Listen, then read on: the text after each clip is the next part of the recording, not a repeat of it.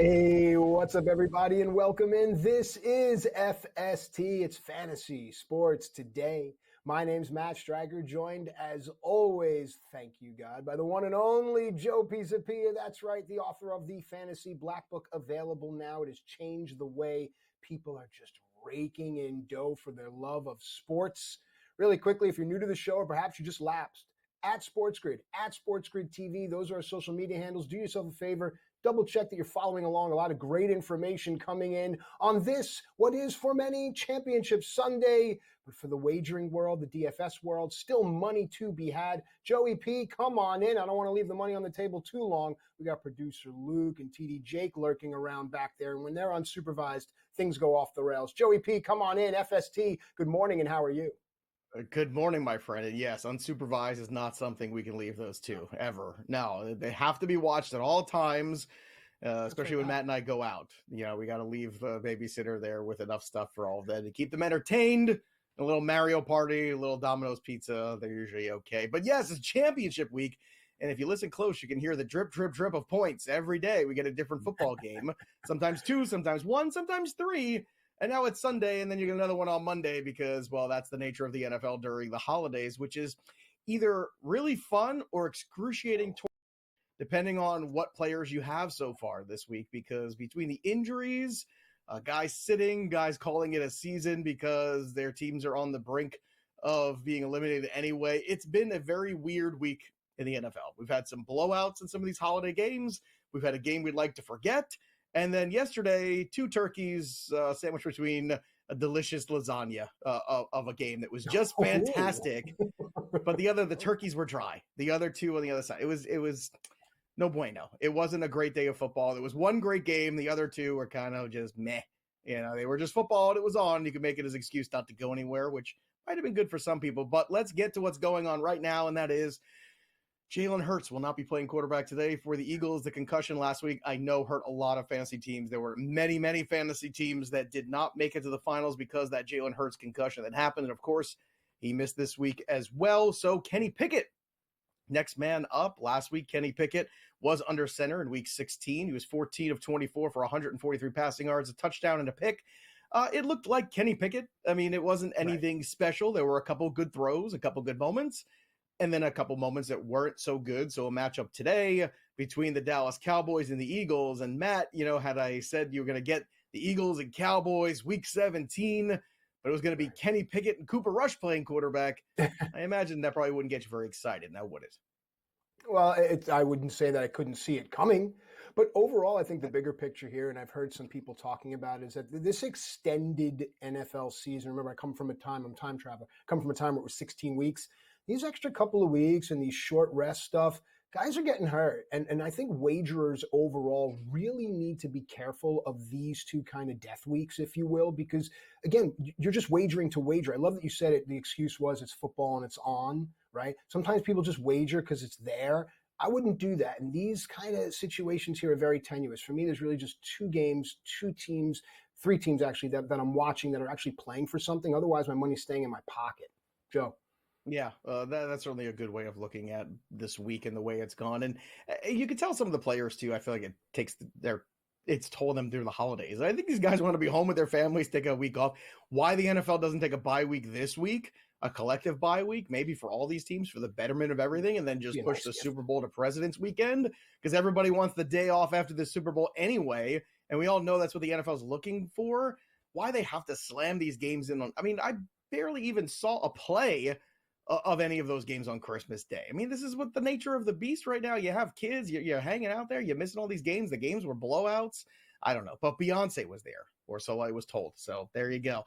Speaking of the Cowboys, aforementioned too, with the Eagles, CeeDee Lamb, he is also done for the year. So no more CeeDee Lamb, no more Dak Prescott, no more Cowboys in 2 weeks. So everybody who's a Cowboy fan can go back and hibernate until August and then wake up and think that you have a shot again. The Seahawks put Ken Walker on the IR, so he is done. So Zach Charbonnet, next man up again. This has been a troubling cycle for Ken Walker where he has good moments in seasons, but as you mentioned, the toll of the long season kind of taking its toll on him. And that is something that I think now is going to be baked in with Ken Walker going forward. I think sometimes guys early in their careers can shake that moniker of, well, he's a guy that struggles with durability until he has a healthy season, in which case we all look past it then. But he hasn't been able to have a full healthy season. And there's a couple of years now. So I think people going into 2025 are going to look at Ken Walker as an RB2 at best. And I think temper their expectations for the amount he plays. And also maybe a guy that you must go after and draft the other handcuff running back to, because the Seattle backfield this year has been useful, but if you didn't have Charbonnet or you had Ken Walker go down in the middle of the game, it does hurt you. Those are weeks you might lose because you lose Ken Walker in a first or second quarter of a game. You're not going to have enough fantasy points sometimes to carry over that marker. So your thoughts on Ken Walker going forward next year? Do you think he's RB2, or do you think people even push him further because of the durability questions of the last few years of his career? There's so many other questions to answer just about that Seahawks offensive ecosystem, which is a phrase that you coined, and I learned it from the book, and we talked about it, because that to me is going to be the overall approach with any position player, particularly running back. We saw the season before this one where tight end and wide receiver really curried all the favor. This season, it kind of went back to running back. So it's going to be curious to see what the talking heads and all the minds that like to outthink themselves, the Dan Campbells of the fantasy world, are going to do next season. But Kenneth Walker will be drafted exactly where he's supposed to be. And I agree with you. Look at him as an RB2 and always try to get the handcuff. It's a later round kind of strategy. And if you're lucky enough to get both, then God bless you. But overall, that Seahawks ecosystem isn't going to be one that I think people are going to be crowding the door to go to. Joe? Going back to the games on Christmas, Kansas City and the Steelers was a bit of a letdown. I think people had higher expectations. The Steelers in a little bit of trouble here too. You know, not having Pickens for those few games, I think really hurt that offense. You see what that offense is. They're top 5 with him, bottom 3rd without him. That's a huge difference. Russell Wilson unable to really move the football. I know it's tough back-to-back weeks for a team that wants to run the football too. You have to play the Baltimore Ravens and then the Chiefs, 2 of the top 5 teams against the run. But still a very disappointing outing there, I think, for all the Pittsburgh Steelers fans. And from a fantasy perspective, too, if you had any shares of those guys. And then we're going to break down Lamar and Patrick Mahomes, those performances, because they were very good. Obviously, Derrick Henry ran amok all over the Houston Texans. The Texans continue to be a team that really is struggling against some of the better teams. They're good against those mid-level, lower-level teams. They find ways to win. But anytime they're challenged, they seem to really fall short. And that's been the story of them. There was also a game on Thursday night. It was trending on Twitter for all of the wrong reasons as the worst NFL game ever. And who knows, maybe it was right. And in that mix, Caleb Williams, not a good day for him. 16 of 28, 122 passing yards and a pick. It was all field goals in this one. It was a mess. There was no scoring in the second half of this game at all. And the situation is such where, you know, you fire the OC, and that really doesn't fix anything. You fire the head coach after a disappointing loss that really was on that coach. You can hang that loss on him on Thanksgiving Day.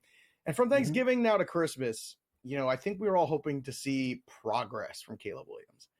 And that's the one thing that I'm not seeing. I think with any rookie, you're going to have peaks and valleys. I think, you know, Matt and I have been doing this a very long time. We know there's going to be high points and low points, whether it be baseball, football, for these young rookie players, no matter how talented they are.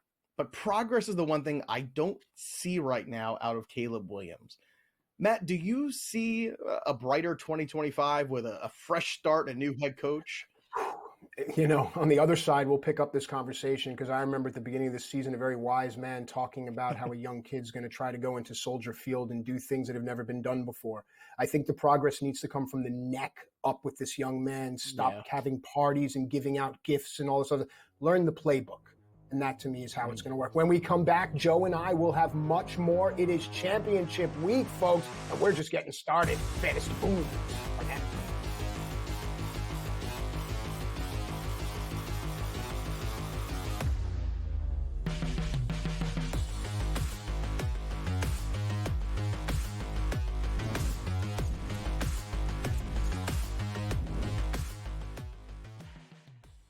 Anyone that's been to a sporting event, the atmosphere before a game, I think Game Time Decisions has that same exact atmosphere.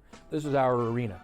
This is what we do. There is going to be an energy to game time decisions that you will feel night in and night out. The excitement you get when you lock your bets in, when you're figuring out what you want to do, we can zone in on the biggest games each night. I want this to be the place that people come to before the games start so they feel as ready as possible to lock in their cards. We are going to hit every single one of those markets that you need to know about. We're going to go through every single thing, and I've got a great team behind me that's going to help me get the job done. There is not going to be a better place, I promise you, than Game Time Decisions to get that new information, react to it, and be able to then bet accordingly. We will have everything at our disposal, and we will use that to our advantage.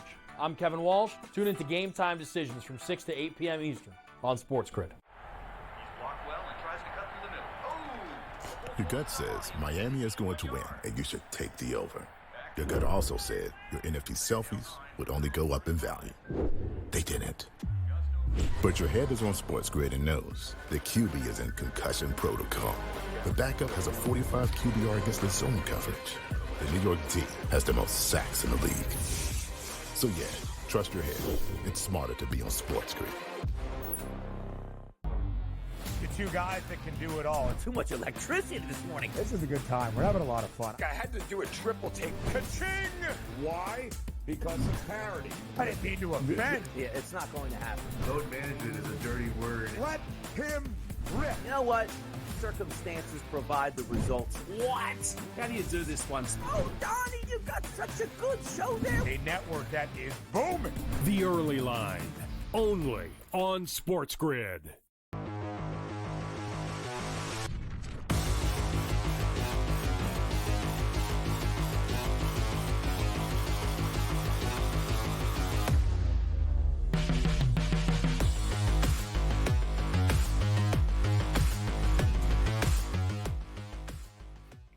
All right, welcome back into FST Fantasy Sports today. Matt Striker and Joe Pisapia, part of the great SportsGrid family. And folks, I just want to pull the curtain back and let you know, right? So before we come back in, our producers, everyone, we're always talking and stuff. We're getting counted in. I want you to know that everyone on the show is always talking sports. Just now, right before we're coming in, everyone's talking over each other about Corbin Burns signing with Arizona. Here comes the music, producers counting us in, and boom, it's time for Fantasy Booms. These are the kind of shows, and these are the kind of people you have right here on SportsGrid, and I, for one, am very, very thankful for it. Joe Pisapia, you are part of that group. You are the straw that stirs the drink, my friend. Just right. Time for Fantasy Booms now, where we break down the players on this tenuous week that could offer us some boom ability. Let's start with a quarterback. Who stands out to you and why? Well, last week, I can't tell you how many questions I got about Jaden Daniels. Do I start Jaden Daniels? He's going against the Eagles. Eagles defense is so good. To which I just constantly just shook people and said, what are you, crazy? Why? What is your problem? Of course you're starting Jaden Daniels. Jaden Daniels is a must start every single week. You leave him alone. He's a top 5 fantasy quarterback. And guess what? He was QB1 last week. Also an interesting trend here with him. It could be a little bit of the mix of the opponents, but you know, the Philadelphia Eagles defense, as we just talked about, pretty damn good. Last week he had 5 touchdowns. This week he gets the Atlanta Falcons. Again, he is at home. Now, what's so interesting about this is, well, last week he was at home. He was QB1. Before the bye, he was at home for 2 games against Dallas and against Tennessee.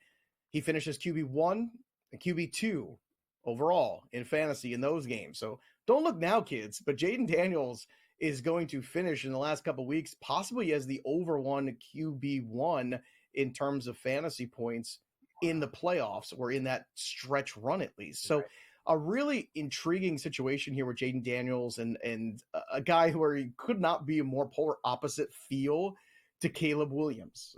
If you were watching the Hard Knocks, and this is something that we talked about, that Giants Hard Knocks where they had everybody sit down for the interviews.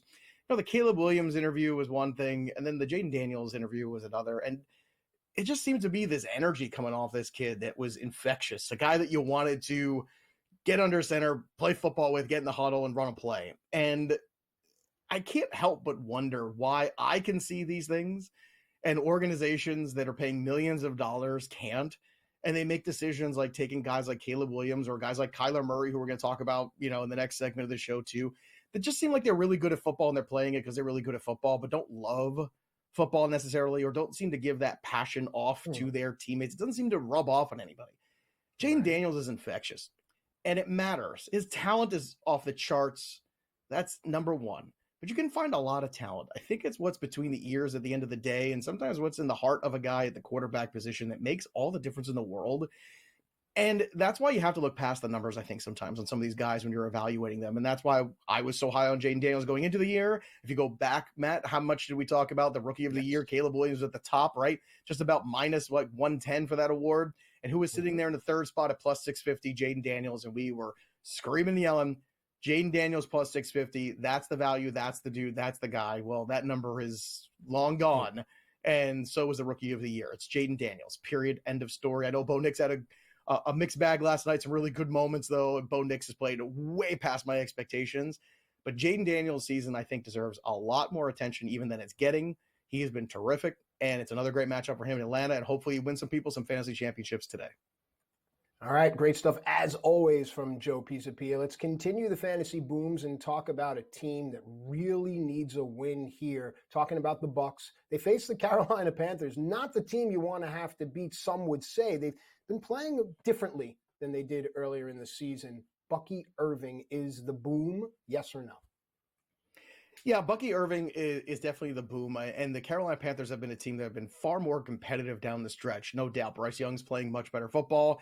They are going to be without Chuba Hubbard, though, in this game, and that's going to make it tough for them. So I'm all in for the Bucs in this contest, and Bucky Irving and Rachaad White specifically, but really Bucky Irving more than any of them, because if you go and, we're at the week 17 here, the Panthers have given up 2,628 yards on the ground to opposing rushers. So again, let me say that 2,628 already, and there's still 2 weeks left.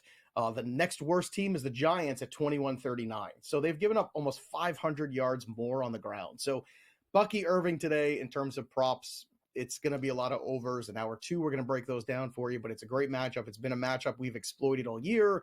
And in Fantasy Week, a matchup that if you've made it through with a lot of Buccaneers, you're probably very happy. And the Bucs were a team going into the season that I think, once again, a lot of us were. I know last year I had a lot of doubts. Baker Mayfield really performed very well. Then we were like, can he repeat it? Can he do it again?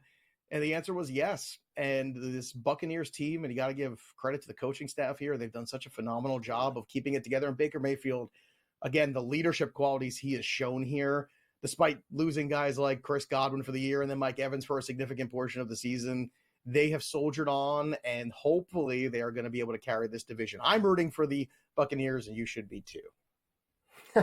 I like it. Joe, what would you say to the football fan about Jacksonville and Tennessee? Where's the money in this game?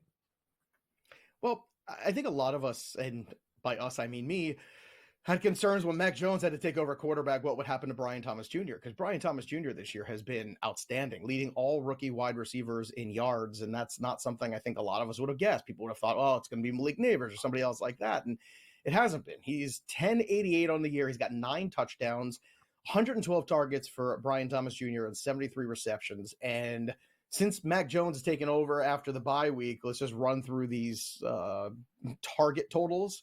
10, 12, 14, 13.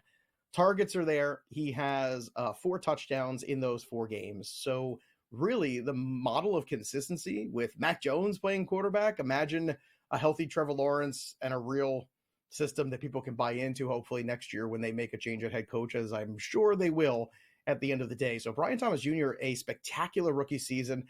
Dare I say probably a league-winning rookie season, because he has performed as a wide receiver 1, especially down the stretch.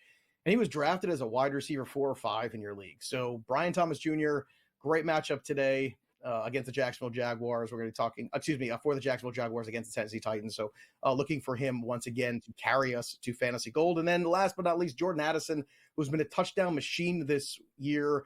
Matchup against the Green Bay Packers, huge one in the division. These teams jockeying for position in the playoffs. Love Addison this week as well. We're going to hit a quick break. When we return, we're going to recap some of the games from Saturday, all the fantasy stats for you right here on Fantasy Sports.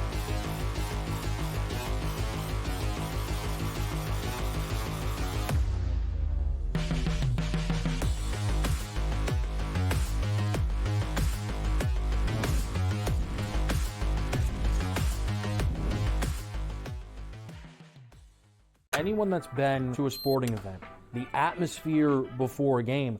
I think Game Time Decisions has that same exact atmosphere. This is our arena. This is what we do. There is going to be an energy to Game Time Decisions that you will feel night in and night out. The excitement you get when you lock your bets in, when you're figuring out what you want to do, we can zone in on the biggest games each night. I want this to be the place that people come to before the games start so they feel as ready as possible to lock in their cards. We are going to hit every single one of those markets that you need to know about. We're going to go through every single thing, and I've got a great team behind me that's going to help me get the job done. There is not going to be a better place, I promise you, than Game Time Decisions to get that new information, react to it, and be able to then bet accordingly. We will have everything at our disposal, and we will use that to our advantage. I'm Kevin Walsh. Tune into Game Time Decisions from 6 to 8 p.m. Eastern on SportsGrid. Your gut says Miami is going to win, and you should take the over.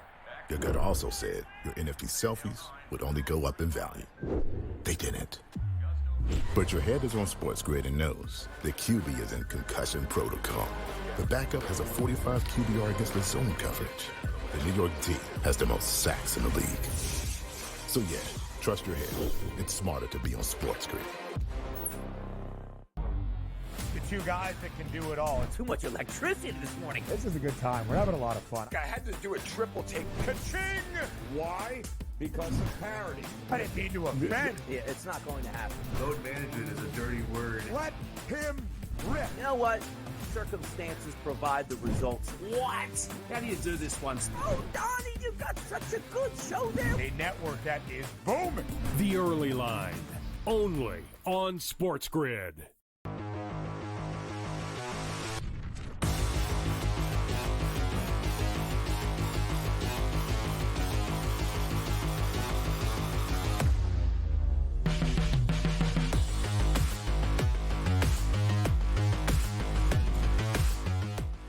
All right, welcome back into FST Fantasy Sports Today. Matt Striker and Joe Pisapia giving you everything you need in order to dominate. And Joe, you and I often talk about the fact that in order to understand where we are going, we must appreciate where we have been. So in order to do that, it's time for the FST Fantasy Recap. A lot of things happen that we can use to bring forward to finally really solidify the end of the year, put a closure on that bank account, and then open up a new one for the playoffs. So let's go into a recap here. What stood out to you and why? Well, the middle game really stood out to me, but this first one we're going to take here, there were some fantasy takeaways. And one of our fantasy sleepers, our darlings of 2024, had to be Ladd McConkey. I probably did not shut up about Ladd McConkey for the entire months of July and August on this program. And now that we're looking up here and seeing where guys are basically going to finish, right? Because next week doesn't matter. And if you're playing championships at week 18, you need your head examined. It's a stupid thing to do. But fantasy wide receiver number 8 overall right now. That's where Ladd McConkey is, folks. Now, that was way above my expectations, and my expectations were astronomical. I had him finishing somewhere around wide receiver 15. So right now, finishing as a top 10 guy potentially, that is incredible. And it was really the need of the team, right? You were looking for a possession-style wide receiver because Keenan Allen had vacated all those targets. You knew they were going to have to find somebody. And the constant thing that you heard was, oh, they're just going to run the ball 5,000 times. And yes, the Chargers do want to run the football. And yes, it's a Harbaugh, and Harbaughs want to run the football. But at the end of the day, you have Justin Herbert. You're going to have to throw 2. And he has 77 receptions on the year and 104 targets, over 1,000 yards, 7 touchdowns, which has been the pleasant surprise too. I wasn't sure how that touchdown total was going to work out for him, but this last game, again, just incredible. 8 of 10, 94 yards, 2 touchdowns in this game against the Patriots. And I feel like every week you watch Ladd McConkey, he gets better and better. So that is, I think, going forward next year, you're going to see Ladd McConkey, I think, right around that turn. I think he's going to be a second-round player, potentially. And I don't think it's wrong. He had a very good career at Georgia, a couple, missed games here and there for some injuries. So what you want to hope is he stays healthy here in 2025. But 2024 is a rookie season.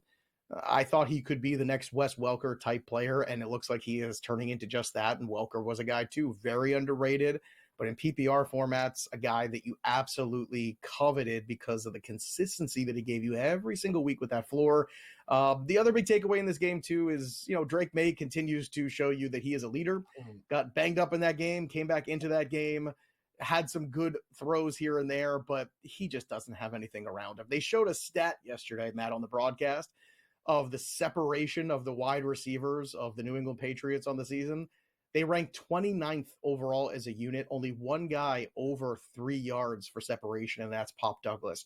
So they have to find themselves either a T. Higgins in free agency or a Brian Thomas Jr. in the draft next year, because without him, Drake May is going to continue to get stunted in his growth. But the good news is I think New England has their quarterback of the future.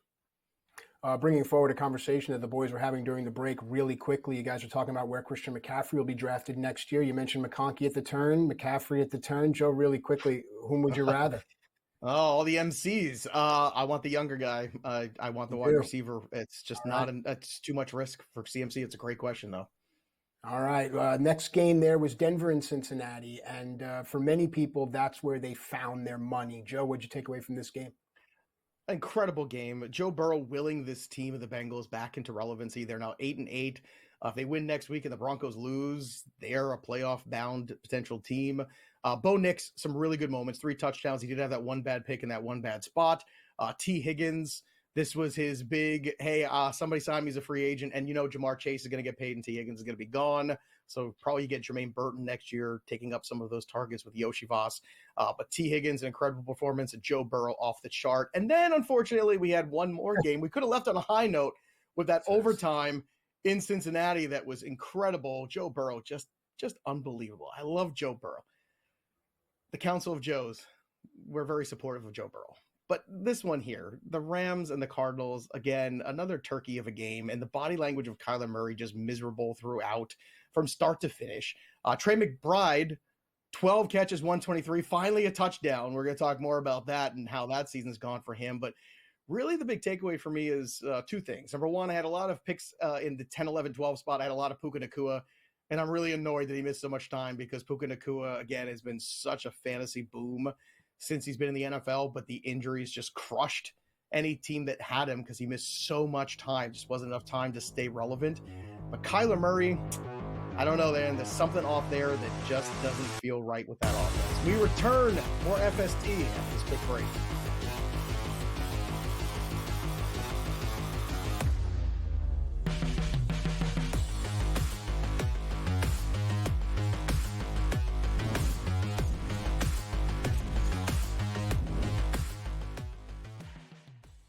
Anyone that's been to a sporting event, the atmosphere before a game, I think Game Time Decisions has that same exact atmosphere. This is our arena. This is what we do. There is going to be an energy to Game Time Decisions that you will feel night in and night out. The excitement you get when you lock your bets in, when you're figuring out what you want to do, we can zone in on the biggest games each night. I want this to be the place that people come to before the games start so they feel as ready as possible to lock in their cards. We are going to hit every single one of those markets that you need to know about. We're going to go through every single thing, and I've got a great team behind me that's going to help me get the job done. There is not going to be a better place, I promise you, than Game Time Decisions to get that new information, react to it, and be able to then bet accordingly. We will have everything at our disposal, and we will use that to our advantage. I'm Kevin Walsh. Tune into Game Time Decisions from 6 to 8 p.m. Eastern on SportsGrid. Your gut says Miami is going to win, and you should take the over. Your gut also said your NFT selfies would only go up in value. They didn't. But your head is on SportsGrid and knows the QB is in concussion protocol. The backup has a 45 QBR against the zone coverage. The New York team has the most sacks in the league. So yeah, trust your head. It's smarter to be on SportsGrid. The 2 guys that can do it all. Too much electricity this morning. This is a good time. We're having a lot of fun. I had to do a triple take. Ka-ching! Why? Because of parity. I didn't mean to offend. Yeah, it's not going to happen. Load management is a dirty word. Let him rip. You know what? Circumstances provide the results. What? How do you do this one? Oh, Donnie, you got such a good show there. A network that is booming. The Early Line. only on SportsGrid.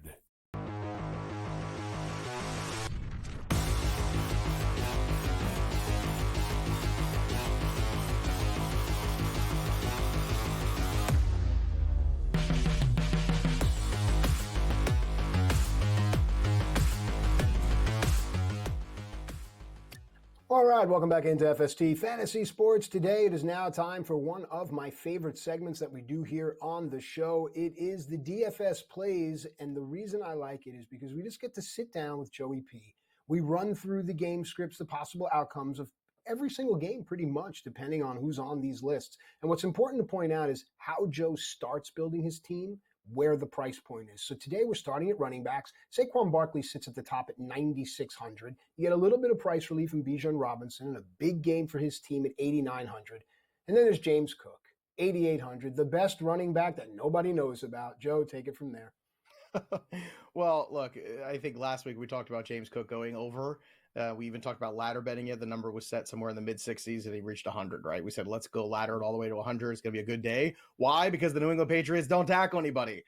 Well, the Jets are not that great against the run either, folks. Just hard truths here at this point in the season. And also, you know, you got to look at what everybody's got to play for at this point. James Cook is a nice, 8,800, cheaper than Saquon Barkley. Now, you're going to get a lot of Saquon in this game against the Dallas Cowboys, I would imagine, for two reasons. Number one, we are still chasing a bit of history. Now, you have to sit back as the coaching staff and the organization and say, okay, how much does the individual matter here in terms of setting records? And we know Saquon really doesn't seem to care too much about that. Would it be nice to get? Yes. But at the end of the day, he's about winning and he wants to go to the playoffs and he wants to have a deep run. He wants to get to a Super Bowl. That's why he left New York in the first place. So you have to manage him a little bit here because the last thing you want is to A, have Saquon Barkley get hurt, B, have him be worn out by the time you get to the playoffs and get Jalen Hurts healthy. So just 9,600 to me is just too much. I'd rather pivot down to Bucky Irving at 8K. We talked about the Carolina Panthers and maybe having a little bit of a different situation too, where you throw Rachaad White in a lineup or even both of them together, with Rachaad White as a flex could be very useful. They're going to attack them on the ground. Sure, Mike Evans is going to get his. I love the Tampa stack this week. I think that's definitely where they go against Carolina, especially with Carolina. They don't have Jonathan Brooks, and now they don't have Chuba Hubbard, right? So we're down to third-string running backs here. It's going to be a tough scenario for them. They've had Adam Thielen, Xavier Legette injured. They've had a lot of issues down the stretch. I think they have a lot to take from this second half of the season and say, hey, we're finally turning the corner on the misery that's been the Carolina Panthers for so long. But at the same time, I don't know if it's going to be that scenario this week in week 17. So give me Bucky Irving. He is my favorite running back play. Might be chalky, don't care. And then Jonathan Taylor was a man possessed last week after being a man who couldn't keep possession of the football the week before. Can he do it 2 weeks in a row? I think the answer is yes. So Taylor, Bucky Irving, very pricey running backs, but at the same time, I think running backs you really want to start with as your core and fade the very top with Saquon. I just think it's going to be, again, a bit more of a management situation here with a couple weeks left. I know they're chasing the 1 seed, but you don't want to end up with the 1 seed and end up with Saquon Barkley unavailable or hurt or tired or any of those scenarios. So you've got to manage him a little bit. It's been a while since Saquon Barkley played 17 games of the season. All right, let's continue on building our DFS teams. Of course, keep in mind building multiple lineups here. At the wide receiver position, Justin Jefferson at 9K, fine, we get it. Mike Evans, chasing history, 8,600. We profile Brian Thomas Jr. at 7,500. Jordan Addison's touchdown equity at 7 even. But all the way at the bottom is Jalen McMillan, and I think that could be a free square, but let's hear from you, Joe. Yeah, Jalen McMillan, definitely a free square. I think a lot of people, once again, are going to go to Mike Evans. I talked about it last week. I thought the number that was set for him was a little high, and it came in as an under. Sure, they're going to filter the ball to him. It's a better matchup against Carolina. There's no doubt. So Mike Evans, again, in that stack is what you want, but having McMillan as a pivot is also fine. You could do McMillan and Bucky Irving and hope that McMillan's the guy that comes away with a 2-touchdown day and just Evans has a big yardage day. That's a range of outcomes you might find there. Khalil Shakir, very consistent at 6,500. Another guy you want to look to, Jordan Addison, who I mentioned also against the Green Bay Packers. That secondary wide receiver, Sam Darnold's been able to find him so often in that red zone range, and Addison is really shifty and really tough to cover in there, and that's why he gets open. Justin Jefferson demands so much attention from the secondary. You got to bracket him. You got to put 2 guys on him. You got to bump him. You got to do everything, and you still can't stop him. He's that good at football. But Jordan Addison is the big beneficiary of all that attention because it all goes to him, and Addison's single coverage is just really tough to lock down unless you have a really strong secondary situation here. And the Green Bay Packers are a good defense, but I don't know if I would call them a great defense necessarily. They've been ball hawkish. I think that's the best thing you could say about them this year. So give me Jordan Addison here too. And probably, again, we mentioned the targets, right? Double-digit targets 4 weeks in a row for Brian Thomas Jr. That kind of volume, that kind of floor you can live off of. So give me Brian Thomas Jr. People keep shying away from it because it's Mac Jones, and I get it, but BTJ has been the truth, and I think he's going to be the truth again this week on Sunday in DFS. All right, Joe knows all about living off the floor. You and I both. All right, let's go to the quarterback position here. Don't shake your head at me. Hard times, baby. Hard times. Josh Allen is at 9,100. I don't want to spend there, but Jaden Daniels is 8,500 and Baker Mayfield at 8,200. I'm kind of liking that, but I want to hear from you, Joe. Let's go through quarterbacks for DFS today. Yeah, look, Baker Mayfield in a good spot here, 8,200, but again, a little pricey here. So you're going to put him in the same lineup with Evans and Bucky Irving. You're going to have to find some cheaper pieces. Now, Jalen McMillan would do that one too, but then that's really heavily invested in one offense in one game. So we might have to pivot to some other spots here. Jordan Love at 7,800, an interesting one because last time he played the Vikings, he had a huge day. Now, I think this game might play a little tighter the second time around. You know, sometimes you can't just copy and paste what you saw last time. And I think that Minnesota Vikings defense has been so good and really found its stride. And I don't know, this is a marquee matchup. This is a really fun game this afternoon at 4:00. So we're all going to be paying attention to that one. Sam Darnold on the other side of that game too, no slouch. I think he is going to be once again undervalued. If you're looking for some value at quarterback, I give you Mason Rudolph at 6,700. It's not going to be pretty all the time, but there's going to be points in there. And he has shown you, too, that some of those cheaper connectivity points, we talked about the tiny time touchdown scores last week for Calvin Ridley, for Nick Westbrook-Ikhine. They both hit at plus 180, both of them. So it's another situation, even Chig Okonkwo, another pairing, too, where you can go with Mason Rudolph and Okonkwo, who really seems to be a favorite target of Mason Rudolph. Yeah. And that allows you to get a little bit more, I think, heavily stacked into the Tampa Bay Buccaneers or the Minnesota Vikings potentially, or even, you know, some of these other offenses that you might be interested in Week 17. It's almost like a heavy bye week because you had so many games already play. You had Thursday Night Football, 3 Saturday games, and 2 Christmas games, and a partridge in a pear tree. It's been a lot, okay? It's been a lot of football. So we don't have an expanded Sunday to really go after things. So the condensed slate sometimes is a little bit easier to control, and there's less variance because there's less teams playing. So that's something to keep in mind. This is a really good week if you do want to dip back into the DFS pool because the options are a little limited. So if you're really smart with your budget, you can actually make some money today. Yeah, you mentioned Mason Rudolph and you mentioned Chig Okonkwo. He is actually on this list here for tight ends priced at 5,400, and I think that's the value. But Brock Bowers at 7,600 is probably going to get a lot of the attention. Joe, talk to us about the tight end position in DFS Week 17. Yeah, Jonnu Smith has been really good too recently, but with Tua Tagovailoa out, I think that's another one too. We're going to pivot away from Bowers. Again, cost prohibitive. I'm looking for quarterbacks that can score offense, put up points. That's what I'm looking for today. Defenses this late in the year tend to quit, especially the ones that don't have anything to play for, right? So they're just looking not to get hurt. So that's why, again, I'm targeting Carolina, targeting teams that are really out of it, have nothing to play for. Chig Okonkwo at 5,400, really nice one. TJ Hawkinson at 5,700 too is really interesting. So if you have Addison in one lineup, maybe Hawkinson in another instead, you could see one of those guys having a big game there and benefiting from the Justin Jefferson attention we talked about. Jake Ferguson at 5,300, also appealing. I think the linebacking core of the Eagles is the one spot that's still a little weaker than the front and the secondary. I think the levels of that defense, it's the soft middle of the Eagles that you can attack a little bit. And you saw Jaden Daniels do that last week. So tight end, there's some value. Okonkwo is the one that I'm really looking forward to. Again, the double-digit targets, they are hard to ignore. Also hard to ignore are the stats. When we come back, we're going to break down the quarterback play from Christmas Day, what it means to the future in the playoffs for Patrick Mahomes and the Chiefs and Lamar Jackson and the Ravens. Also, a breakout star wide receiver that we've been waiting for finally happened. Who is it? We'll talk about it when we return after this.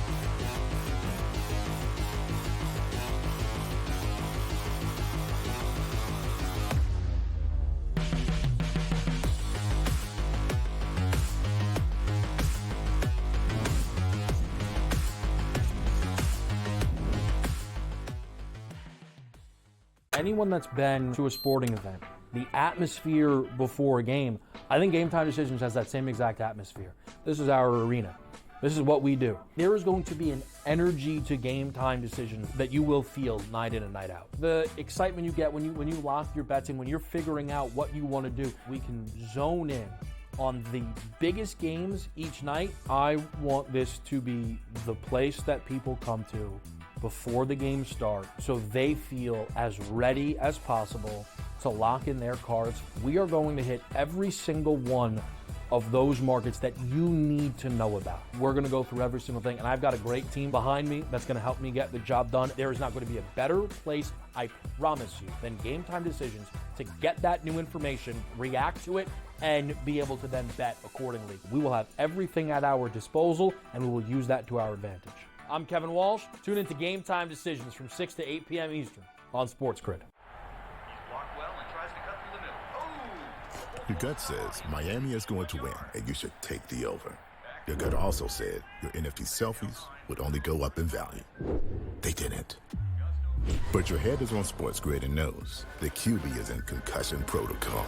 The backup has a 45 QBR against the zone coverage. The New York D has the most sacks in the league. So yeah, trust your head. It's smarter to be on SportsGrid. Two guys that can do it all. Too much electricity this morning. This is a good time. We're having a lot of fun. I had to do a triple take. Ka-ching! Why? Because of parity. I didn't mean to offend. Yeah, it's not going to happen. Load management is a dirty word. Let him rip. You know what? Circumstances provide the results. What? How do you do this once? Oh, Donnie, you got such a good show there. A network that is booming. The Early Line, only on SportsGrid.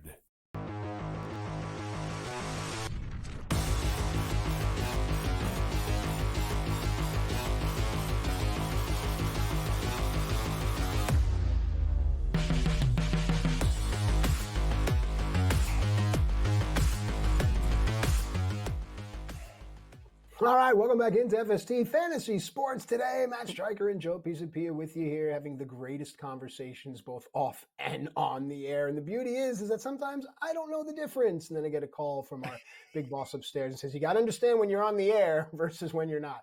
All right, I do know that we're on the air right now because producer Luke is in my ear going, we're on the air.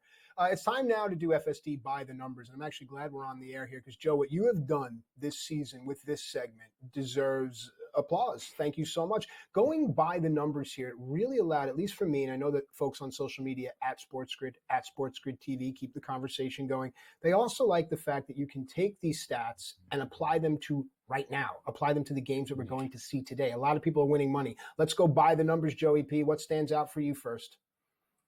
Look, we have to start at Patrick Mahomes, right? Because, the Chiefs are just lucky. They're no good at football. They've only won a bunch of championships. Chiefs are trash, right? I mean, right. It's funny. All of a sudden, Isaiah Pacheco gets healthy, Hollywood Brown gets healthy, and Patrick Mahomes starts dropping 300 yards on guys. Isn't that shocking? You look at the end of Tom Brady's career with the New England Patriots before he went to Tampa, right? Not a lot of weapons around him. Tom Brady's numbers struggled a little bit. They suffered.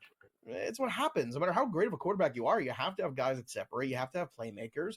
Travis Kelce's a Hall of Famer, but Travis Kelce is not the player he was 3 years ago. I think we all understand that he has slowed and dropped a step or two here. He's still a good player in the NFL. There's no doubt he's still a star, but he's not quite the guy he was in terms of just a menace to society. So he needs help. So is Patrick Mahomes. In the words of Mrs. Doubtfire, help is on the way, dear. It's coming. It's coming. It's Hollywood Brown. It's Isaiah Pacheco. It's a healthy version of the Chiefs who don't look now, kids. But the Chiefs might be playing their best football right now in the last couple weeks. Okay. Yeah. Short weeks, not a lot of time.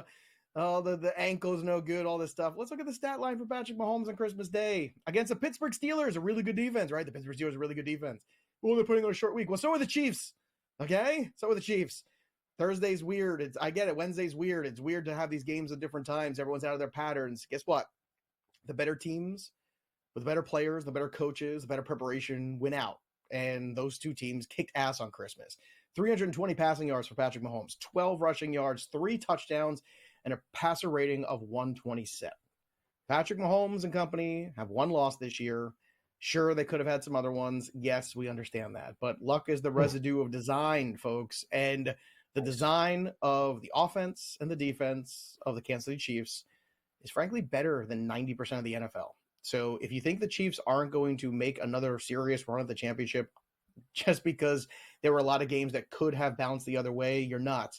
What this team's been able to do is still be winning every single week and being dominant without being at full strength. And that, my friends, is the mark of a champion. So Patrick Mahomes, once again, congratulations. You're going to have a shot here at another three-peat, and I'm here for it. I want to see it, to be honest with you. I think it's good for the NFL. People have villains. As a Patriots fan, I was used to being a villain for 20 years and being vilified, and guess what? Boo-hoo. Boo-hoo. We got a bunch of rings, and it was fun. All right. You mentioned, you said Menace to Society. Great film, by the way, as well as its supplemental counterpart, Don't Drink Your Juice in the Hood while being Don't be a menace to South Central while drinking your juice in the hood. The Wayans Brothers classic. Is that what you're alluding to? Yes, that was the one I was trying to get out there. Folks, if you have a chance, do yourself a favor and check those out. We continue on here, Joey P. You've gushed over Patrick Mahomes. The Lamar Jackson fans are just waiting on social media. How do we keep them at bay? Look, man, Lamar also just getting back in that situation of MVP where it's closing the gap yet again.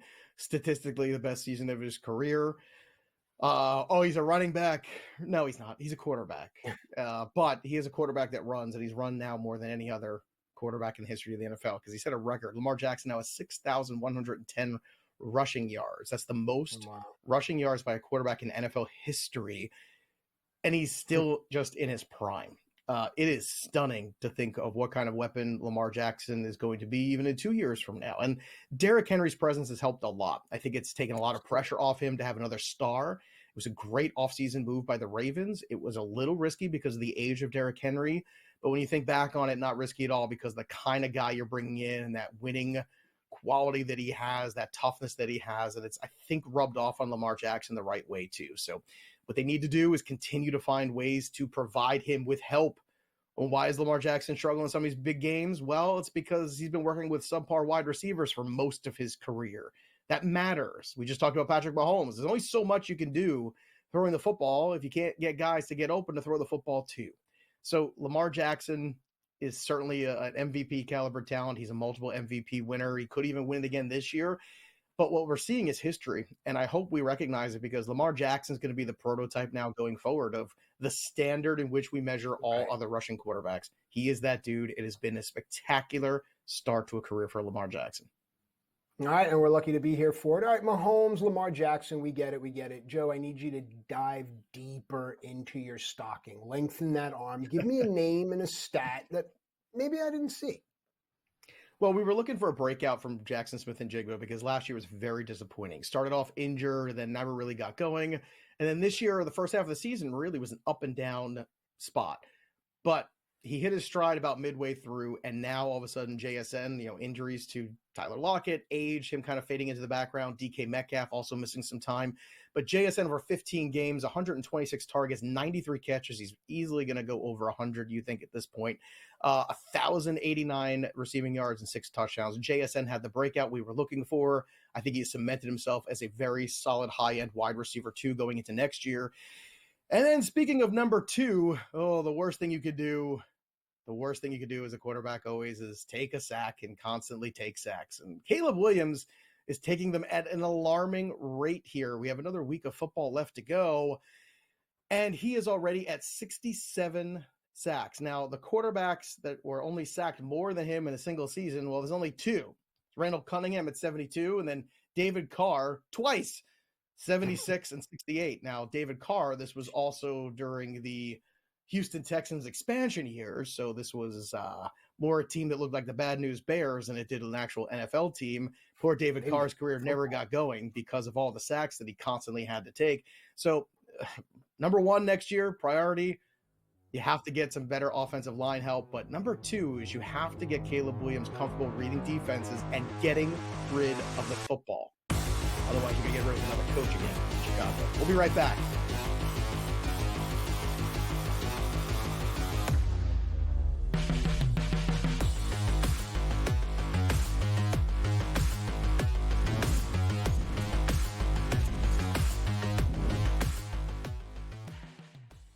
Anyone that's been to a sporting event, the atmosphere before a game, I think Game Time Decisions has that same exact atmosphere.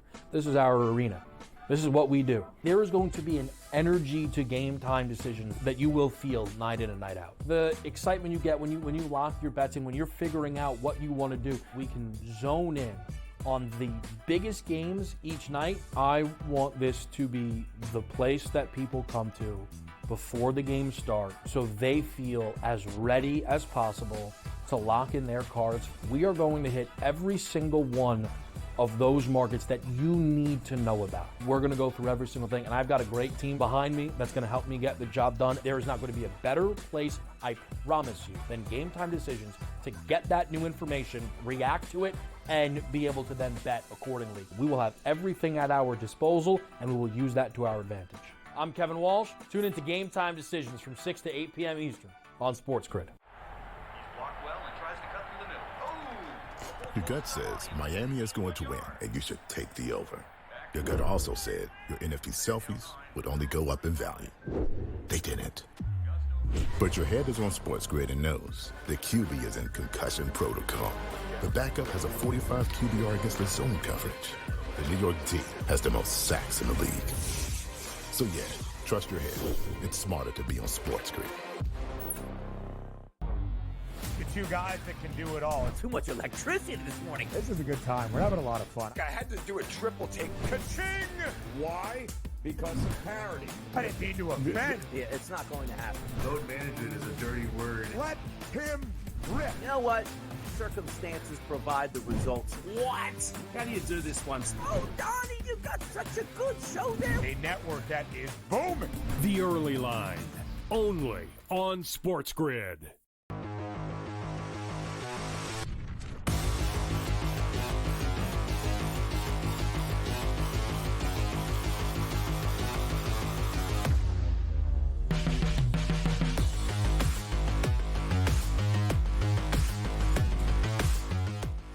All right, welcome back into FST, Fantasy Sports Today. SportsGrid is all about being a family, but I got to tell you something, folks. For those that don't know, I spent half my life as a professional wrestler, traveled all around the world. Joey P, also a combat sports instructor, and he knows how to handle weapons.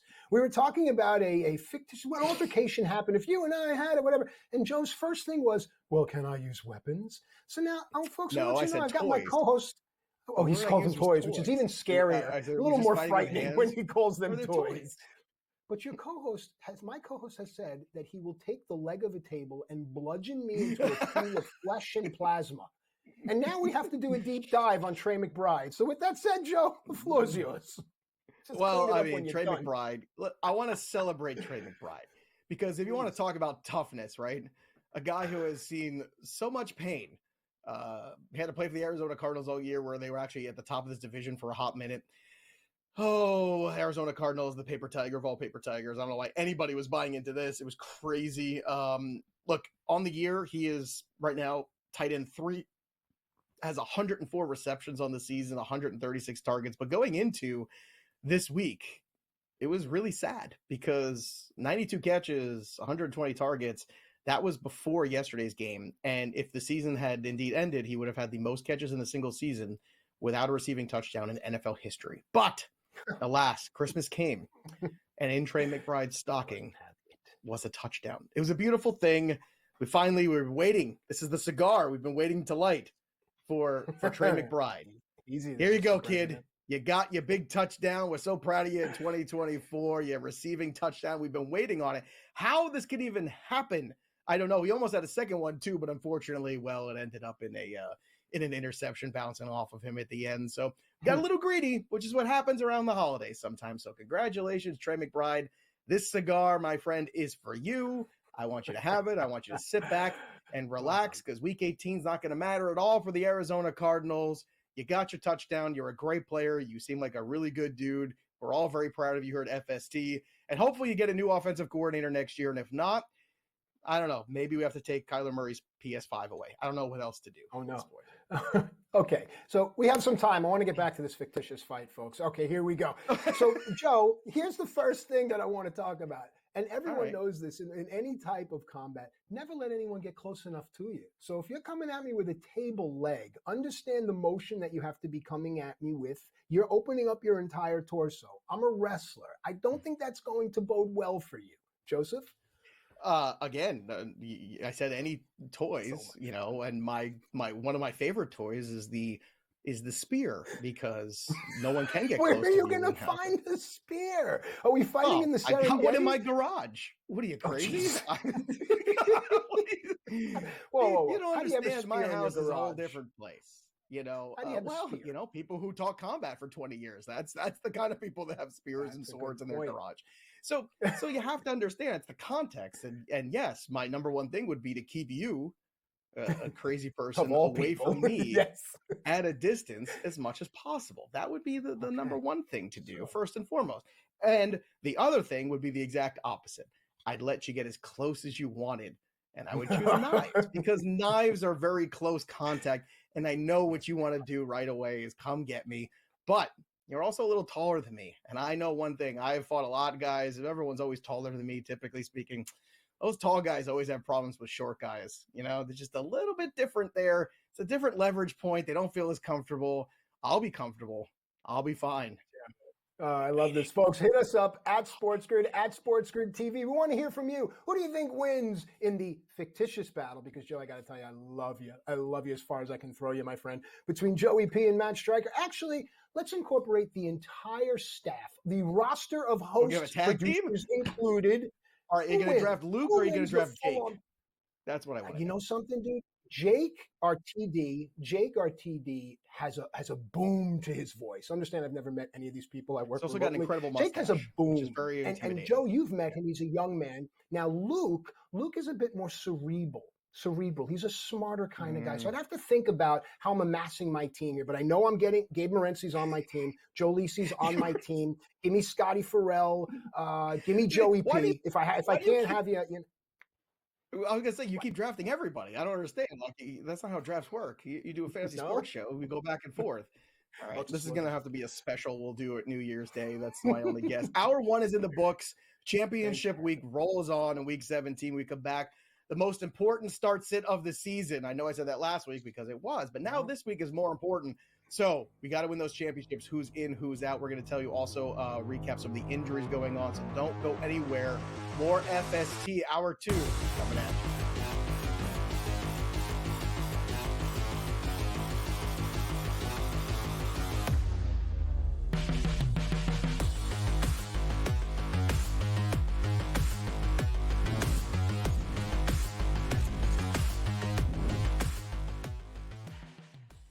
Anyone that's been to a sporting event, the atmosphere before a game, I think Game Time Decisions has that same exact atmosphere. This is our arena. This is what we do. There is going to be an energy to Game Time Decisions that you will feel night in and night out. The excitement you get when you lock your bets in, when you're figuring out what you want to do, we can zone in on the biggest games each night. I want this to be the place that people come to before the games start so they feel as ready as possible to lock in their cards. We are going to hit every single one of those markets that you need to know about. We're going to go through every single thing, and I've got a great team behind me that's going to help me get the job done. There is not going to be a better place, I promise you, than Game Time Decisions to get that new information, react to it, and be able to then bet accordingly. We will have everything at our disposal, and we will use that to our advantage. I'm Kevin Walsh. Tune into Game Time Decisions from 6 to 8 p.m. Eastern on SportsGrid. Your gut says Miami is going to win, and you should take the over. Your gut also said your NFT selfies would only go up in value. They didn't. But your head is on SportsGrid and knows the QB is in concussion protocol. The backup has a 45 QBR against the zone coverage. The New York D has the most sacks in the league. So yeah, trust your head. It's smarter to be on SportsGrid. The two guys that can do it all. Too much electricity this morning. This is a good time. We're having a lot of fun. I had to do a triple take. Ka-ching! Why? Because of parity. I didn't mean to offend. Yeah, it's not going to happen. Load management is a dirty word. Let him rip. You know what? Circumstances provide the results. What? How do you do this one? Oh, Donnie, you got such a good show there. A network that is booming. The Early Line, only on SportsGrid.